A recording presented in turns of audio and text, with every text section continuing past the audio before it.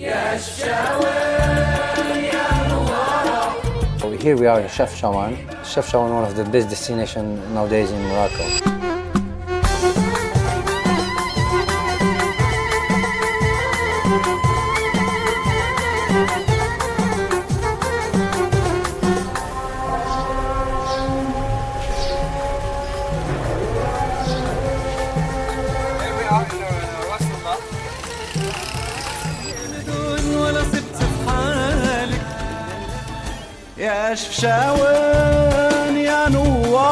Welcome back to Destination Morocco podcast. In today's episode, we're here from Chefchaouen, and we have a local guide, an expert. He's actually a national guide, Mr. Hamid, and he's gonna take us through a journey, everything you need to know and visit and see in Chefchaouen. Mr. Hamid, welcome to our podcast. Thank you so much, and thank you for being here. So, welcome to Chefchaouen to enjoy this beautiful area. So, I'm Hamid Tudum, a local guide based in Chefchaouen. I do all of Morocco's circus. So, here we are in Chefchaouen. Okay. Chefchaouen, one of the best destinations nowadays in Morocco. I completely agree. Now, Mr. Hamid, can you tell the audience a little bit about your story, and then we'll move to Chefchaouen, the story of Chefchaouen, how it's got its name, and so forth, and the colors, the blue color and the white. So, would you please tell us your story? Yeah, I used to be a national guide in the last years from 12, 18, but I used to do this job for a long time. Now I'm licensed tour guide from the Department of Tourism. Mm-hmm. Of course, after a long process, exams, I'm so happy to be as a Moroccan guide, and I'm so enjoying my life, my job. So I would like to explain a little bit as a small introduction, explaining the meaning of the town, which is Chefchaouen. Before we do that, I have a couple of questions for you. Welcome. You know, Chefchaouen, the north side of Morocco, the northern part of Morocco, they speak few languages, quite a bit actually. Just for the audience, what are the languages you speak, please, Mr. Hamid? Just to give them an idea. Yeah, I just speak French and English.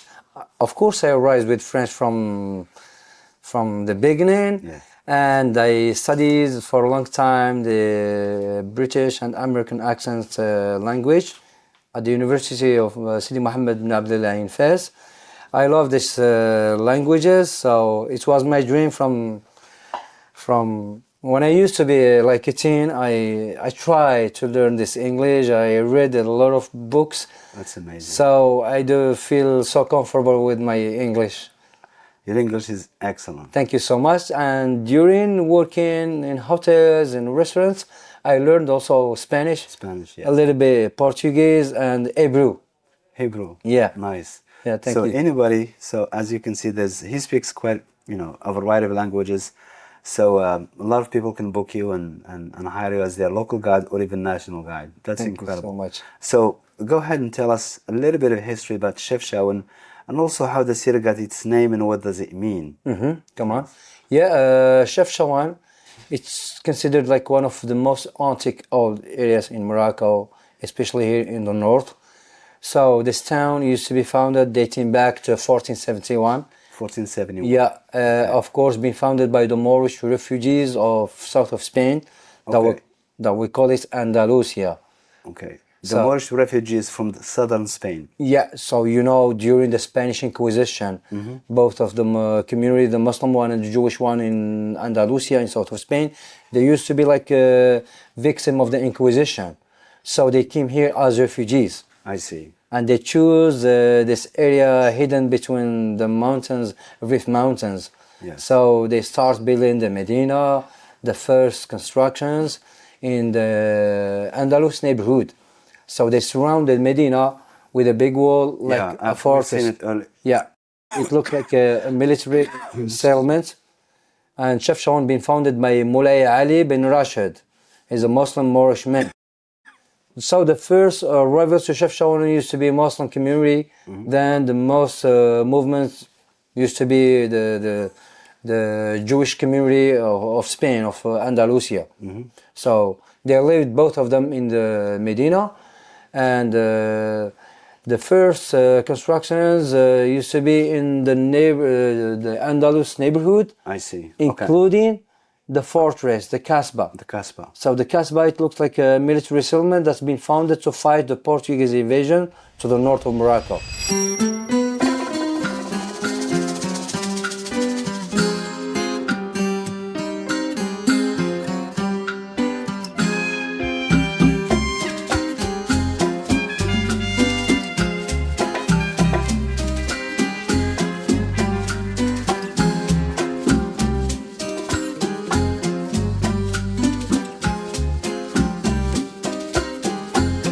Yeah, the Medina is so busy all the time. Invest in here. To invest in tourism is a successful idea. So I'm welcoming you to come to Chefchaouen, maybe enjoying the area, maybe doing a kind of investment also here. Oh, for sure, 100%. Chefchaouen is really a unique city in many different ways, but it makes you feel like once you come to Chefchaouen, you have to come back. It's kind of weird, but that's how I felt last time when I was here. So it took me 4 years to come back, and I'm glad I'm here. So I know it's not the last time. This is definitely a better experience than the last one, for sure, because of you. And Thank you so much. Because I got lost, and all I see is stairs and cats and stairs and cats. Yes. So, but it was just, it was fun. Still, it was fun. I really enjoyed it. Then I went up the Spanish mosque was incredible. So, and we did some, small restaurant, eating and tasting. The food is incredible. Can you tell us a little bit how different the food in Chefchaouen than probably the rest of Morocco? I know tagine is made differently anywhere you go, but Chefchaouen's food is just, it's very special. Yeah, the best proof I will tell you is that basically using the organic products. Organic, everything is So organic. either for vegetables, for fruits, a lot of things are so amazing, and the local food. The gastronomy here is based on spices and plants that gives nice flavors for our food, and also using the slow cooking, basically on the wood. Yes. So almost of the public here, they use the ovens. Yes. Some of them, they use the gas, for example, in their kitchen. But our first speciality, for example, of Chefchaouen is the tagine. Tagine, yeah. I will tell you about the pottery. The pottery of Chefchaouen, for example, is one of the most beautiful quality of the pottery here. Oh, wow. Yeah, and it is coming from the Mediterranean, from Wadlaw. This Wadlaw. is Wadlaw. It is so famous with this kind of pottery for dishes, for anything that we use in the kitchen. It is made from the ground. Also the tagine. It's a simple, happy one.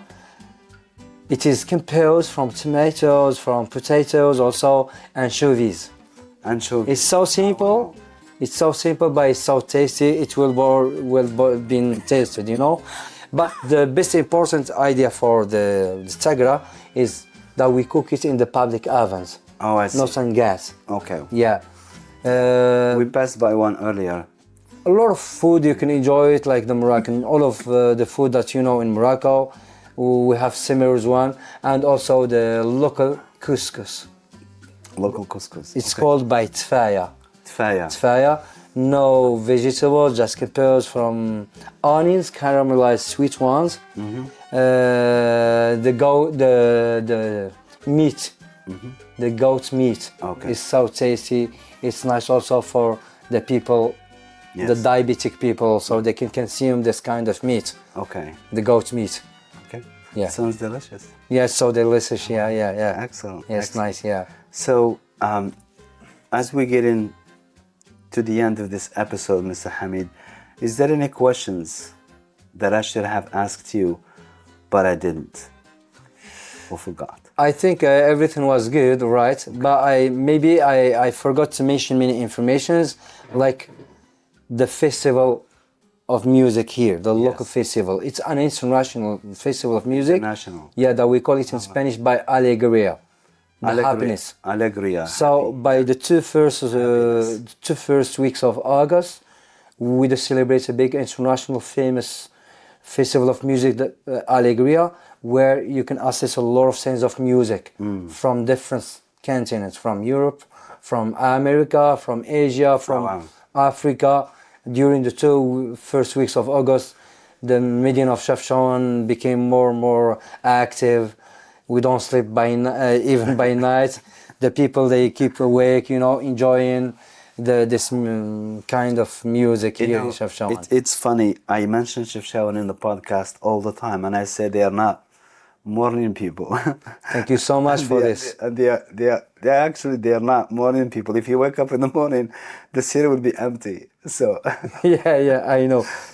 They're very laid back and very cool. So it's so quite amazing. And thank you so much for being here. Oh, absolutely. We are so proud, happy, especially after the COVID. During the COVID we suffered because we used to live with the others. We do share our daily life with others. Yeah. It's not like big areas. We have a small town, but we don't have also big capacity to host the people. I will tell you that the local families here, when it's high season, we don't host the people. Yes. If you have an extra apartment, you give it to the people, to the families. This is in Chefchaouen. You feel one of the locals from your first day. Oh wow. Yeah. Even the neighbors, they are taking care of the others. The tourists, when they cannot find their accommodation, maybe you can knock at the door asking for food. It's so common here in our town, because this is the reason. Yeah. Our objective is to satisfy the people, is to meet them again and again. Oh, absolutely. Yeah. Absolutely. Yeah, and actually, walking down or up the neighborhood, the streets, earlier, we've seen this with the families. Everybody helps everybody. We saw the kids, they're just cleaning the little streets. Taking care of the neighborhood, just keeping it clean, just for free. People come, they make a donation or don't make a donation, but the kids are just... Maybe just a smile. Yeah, exactly. They feel so happy to make the people... Also, I wanted to ask you on this question. I know you answered it earlier, but so many people ask me for it, and sometimes I don't know what to tell them because of many stories that we have heard. So what's the reasoning or the story behind the blue color? Was Chefchaouen always blue? Was it just a regular city at some point that changed? What's the story? And who paints those houses blue? And how many times a year are they being painted? Yeah. So honestly, Chefchaouen never been blue as before. Before, the local people, they do paint their houses just by the whitewashed limestone. Okay. For the doors, the windows, maybe balconies, they use the green colors. This is so common before in all of Morocco. Chefchaouen also, it used to be painted only with the white. This is how it used to be before.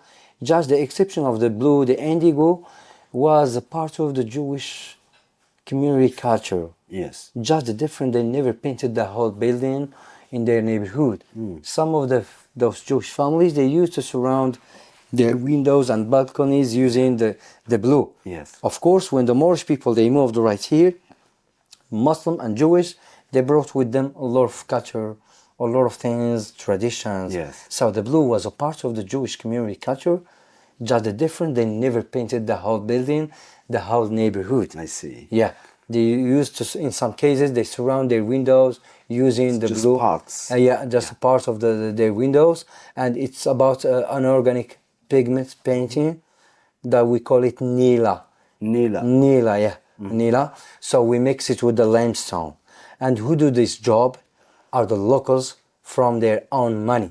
I see. No need for support for others or government or whatever, but just the people, they feel so happy when doing the cleaning every day, and they can paint their houses when they feel, when it's damaged with the rain, maybe dirty, they can repaint it again. It's so easy for the use, and that's why Chefchaouen looks all the time gorgeous, attractive. Okay. Yeah. So the other question that I have, just as a follow-up, how many times a year are they We do the painting. Yes.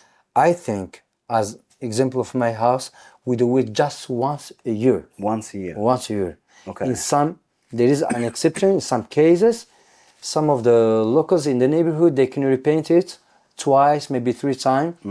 When it's damaged, Okay. maybe dirty, they can do with the painting. I see. If it's kept so clean, you can keep it like this. Okay. Okay. Yeah. Because some say they do it twice a year, some say different opinions, but you know, you're a local. Yeah. You live here, you know the culture, you know the tradition. And there is no obligation. Exactly. Also, So there is no obligation to paint your home with the blue. Just Okay. the local people here, we used to share a lot of things together. Yes. Celebrations, wedding, parties, maybe funerals, cleaning and the painting also. We do share it. We do feel happy when sharing this kind of things, of jobs. Yeah. So the next question that I have, Mr. Hamid, as a follow-up, when did the painting start? The first painting for the whole area started on 1950. In 1950. It's so new for the town. So, okay. When the first local lady, she painted all over her house with the blue, she became so attractive for the others. So they started to do the same thing. It's so funny to tell you, as I told you before, Yes. but it's so true. This is how the indigo invades all of the Medina of Chefchaouen. Oh, wow. And there are many other towns in Morocco well known with the blue, like Asila, like Yes. Essaouira, like Larache also. Yes, yeah. Yeah. That's incredible. So thank you so much again for being here, and hopefully you enjoy this Medina. It's national park that will worth being visited, and of course the people who got already here, they came again to this town, and you can compare the difference between the biggest area and the smallest one, like Chefchaouen. You feel so safe. You feel enjoying your time in this town here in Chefchaouen. And the life still traditional. Yes. Still yeah. traditional, no stress in life in Chefchaouen. You can enjoy, you can do a lot of things in one day. Absolutely. Yeah. Absolutely. Yeah. You're very welcome, Mr. Hamid. Thank you so We're very much. grateful for you. We're very grateful for your time, and you know, spending just half a day with you in Chefchaouen just gives me a completely different perspective. I've seen some things, some traditional things that we used to have in Marrakesh and other cities, but they are gone because of the changes. And Chefchaouen is very safe. There's Thank no you so crime much. here. Thank you so much. I love it. I love it, and we're spending 2 days, so I can't wait for the rest of the day. And oh, definitely. And the thing that gives Morocco kind of cultural richness is it's the diversity, you know. Yes. Each part of Morocco has its own things, like Yes. the dialectic, the Yes. food, the gastronomy, maybe music, tradition. Yes. And this is why Morocco looks stable, look Yes. nice, amazing with its diversity, the Mediterranean, the Atlantic Ocean, the Eastern, and the High Atlas also, the amazing deserts also. So Yes. everyone coming to Chefchaouen, to Morocco, I will tell him thank you and welcome to enjoy Morocco, one of the most virgin areas in North of Yes. Africa. 100%. This concludes the episode of Chefchaouen. Thank you for being with us. Thank you for being loyal to us, and we're very grateful. We're doing this because of you, and we're doing this with you in mind as well. So thank you for listening. Have a wonderful day. And welcome back home, Chefchaouen. Yes. He's waiting for you.